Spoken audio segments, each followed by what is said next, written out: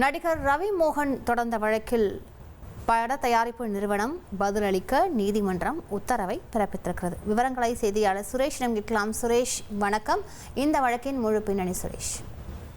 வணக்கம். அதாவது கோவையை சேர்ந்த Bobby Touch Gold Universal Private Limited இந்த நிறுவனம் தயாரிப்பு நிறுவனம் 2 திரைப்படங்கள்ல நடிப்பதற்கு ஒப்பந்தம் செய்த நிலையில ஒப்பந்தப்படி படப்பிடிப்பை துவங்காததுனால தனக்கு பெருத்த இழப்பு ஏற்பட்டுள்ளதாகவும் அதனால் தனக்கு 9 கோடி ரூபாய் இழப்பீடு வழங்க வேண்டும் என்ற கோரிக்கையுடன் நடிகர் ரவி மோகன் சென்னை உயர்நீதிமன்றத்தில் மனு தாக்கல் செய்திருக்கிறார். அந்த மனுவில் ஒப்பந்தப்படி 2025ஆம் ஆண்டு ஜனவரி முதல் மார்ச் மாதம் வரைக்கும் கிட்டத்தட்ட 80 நாட்கள் கால் ஷீட் ஒதுக்கிய போதும் கூட இதுவரை படப்பிடிப்பு துவங்காததுனால தன்னால வேறு படங்கள்ல நடிக்க முடியாமல் போனதாக அந்த மனுவில் அவர் தெரிவித்திருக்கிறார்.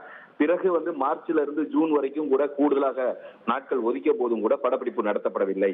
இதனால ஒப்பந்தம் காலாவதியாகிவிட்டது. அதனால் அந்த படத்திலிருந்து விலகுவதாக தெரிவித்ததாகவும் இது குறித்து தயாரிப்பாளருக்கு தகவல் தெரிவித்த போது முன்பணமாக கொடுத்த 6 கோடி ரூபாயை திருப்பி தருமாறு தயாரிப்பாளர் நோட்டீஸ் அனுப்பியுள்ளதாகவும் அந்த மனுவில் அவர் தெரிவித்திருக்கிறார்.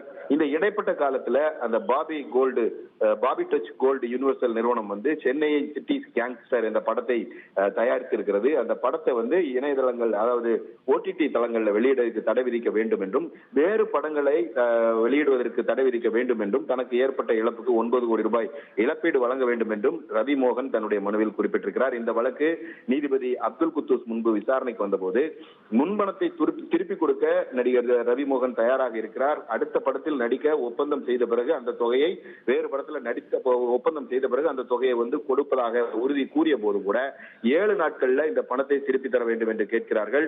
வேறு படங்களில் நடிக்க முடியாமல் இந்த ஒப்பந்தம் காரணமாக வேறு படங்கள் நடிக்க முடியாமல் போனது என்றும் ரவிமோகன் தரப்பில் ஆஜரான வழக்கறிஞர் கார்த்திகை பாலன் வாதிட்டார்.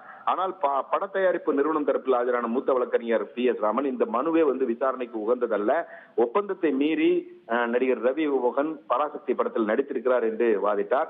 இந்த இருதரப்பு வாதங்களையும் கேட்ட நீதிபதி இந்த மனுவுக்கு பதிலளிக்கும்படி தயாரிப்பு நிறுவனத்திற்கு உத்தரவிட்டு விசாரணையை ஜூலை 23ஆம் தேதிக்கு தள்ளி வைத்திருக்கிறார். அன்றைய தினம் தயாரிப்பு நிறுவனம் ஏற்கனவே ரவிமோகனுக்கு எதிராக தாக்கல் செய்த வழக்கையும் இந்த வழக்கையும் சேர்த்து விசாரணைக்கு பட்டியலிட வேண்டும் என்று நீதிபதி உத்தரவிட்டிருக்கிறார்.